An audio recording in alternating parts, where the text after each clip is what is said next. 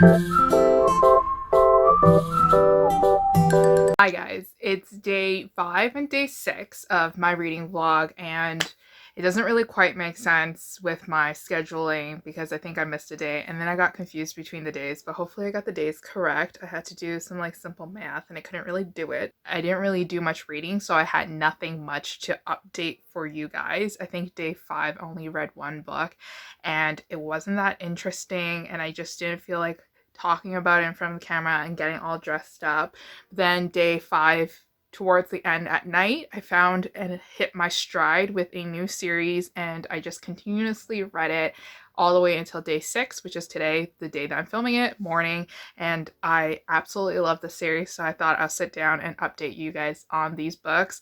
I also like vlogging a little bit better, even though my vlogging is not really vlogging and I'm just sitting here giving you guys updates, because the idea of me sitting regularly at the end of the month to film wrap-ups is really daunting to me, because I read so much that I don't want to sit there in front of the camera forever to talk about all the books at once. And then also editing that footage is also very hard for me too as well, because I constantly don't hold up the book and I always have to insert the the cover image in there, and it just makes editing a lot longer. We're going to continue doing a wrap-up style for my vlogs to talk about all my books so that I don't have to do a very long wrap-up in the end. This was a very long intro to the books I read, but yesterday I finished a book called Blood Captive by Kim Lorraine, and if you guys are familiar with like captive romances where a captor kind of like captures our heroine and then it's like they fall in love, but it's not Stockholm syndrome, but it's just like a very complicated taboo sort of love, and usually the hero has like a motive as to why they have to kidnap the female heroine, then you guys will probably like this one if you want some paranormal elements to it. So our main female heroine is a human, and then she gets captured by like this blood prince slash like this very high up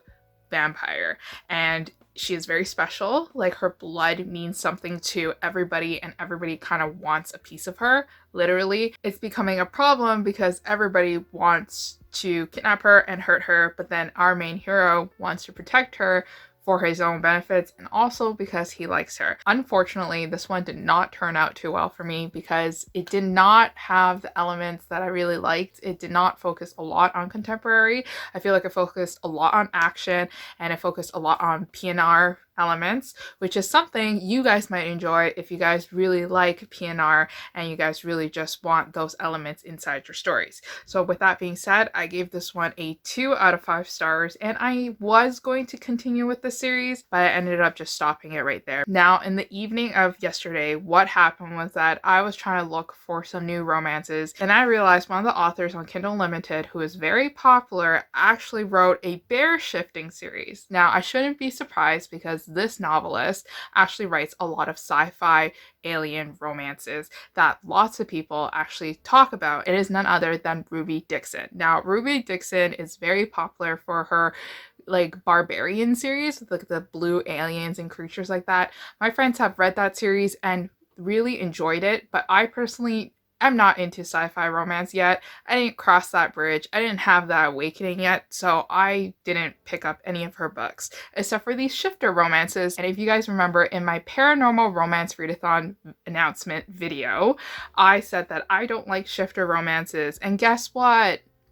I started reading them. So the first shifter romance that I read was actually a novella called Get Your Shift Together by Ruby Dixon, and this one I gave it a 2 out of 5 star reads. This is actually book number 2 in the Bear Bite series, and the reason why I gave this a 2 out of 5 stars is because our female heroine is very weak in a sense that she always keeps being trampled over and bullied and pulled apart from her ex. And also, like, during her time with her relationship with her ex, she knew that her ex wasn't good enough for her, and she knew that he wasn't treating her well enough, but she still stuck with him, and it just made me super confused. And I swear there are elements of cheating in this romance, because she actually ends up hooking up with our hero, who it just so happens to be a bear slash shifter. So I didn't really like the romance between this one. I found it so frustrating how she kept thinking about her ex and how she kept talking about her ex. so that's why I gave it a 2 out of 5 stars. So this one is about a girl who basically gets lost in a forest, and then a bear slash man takes care of her. And then the second book that I read was actually book number 1 in the Bear Bite series, called Shift Out of Luck, and this one I gave it a 4 out of 5 stars, and it was one of the main reasons why I continued actually reading this book,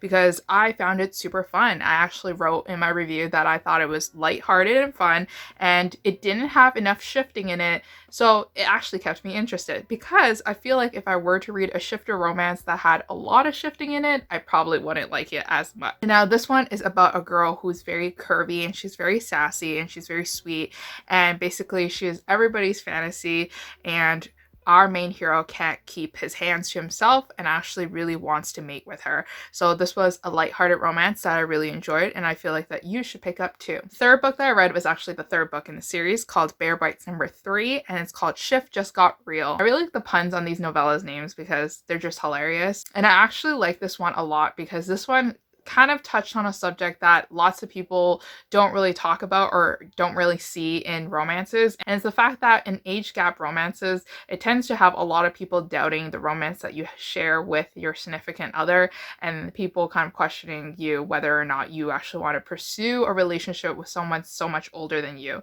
And this novella actually touched upon this subject, and it made our hero and heroine kind of reflect on themselves and to see if like they really want to continue something, and if they have something really special together. So this one is about a man who is described as big, ugly, and brutish, but he does dream of dating a girl who's basically half his age.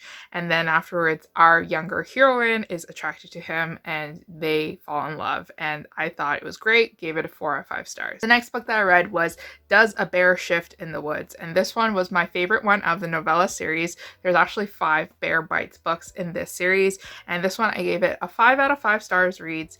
This one is touching upon a subject that I haven't quite seen a lot in novellas, especially in insta love novellas. So this one is definitely like kind of instant attraction, instant love, but is it an instant relationship? So this one had 2 characters that didn't really know if they wanted to be together in the end or wanted to actually mate. So it's about a bear, and he is our main male hero, and then our female who is a wolf shifter, and then our wolf really likes him, but then he's kind of like, I'm not sure if I want to be in a long-term relationship. And then she reevaluates herself and she asks herself if she wants to commit to a man who doesn't even know what he wants in life. And I thought this one was a lot more emotional than others, and that's why I gave it a 5 out of 5 stars. Now finally, the last book that I read in the series is book number 5. This one I had to give it an average 3 out of 5 star rating, simply because after binge reading 4 novellas, I got kind of tired and I didn't really want to read about a shifting romance anymore, but I still managed to finish it. So this rating could totally be biased, and the reason why I give it a low rating or an average rating. This one's called You Gotta Be Shifting Me, which is about a naughty librarian and who shows off to a bear shifter, and then this is kind of their love story. So this one I found kind of weird because they kept making like names to be something else that they're not. Like they called it honey for stuff, and I didn't really like how they used honey as a code word for something else. Finally, in the afternoon today, I actually ended up finishing one book, and this one I was attracted to it by the cover because I thought it was pretty interesting. For some reason, I thought that this one had time travel. So this one's called Before Midnight by Jennifer Blackstream, and this one is about a werewolf prince. So I like royalty, welcome to the channel. But basically what happens is that he is cursed by a witch by accident, and now he's slowly turning into human. So he's a werewolf, like he's a shifter, but then he's turning himself into a pure human, and now everybody kind of knows that he's gonna be a human, so everybody wants to get a piece of him to kill him so that they can claim the royal spot.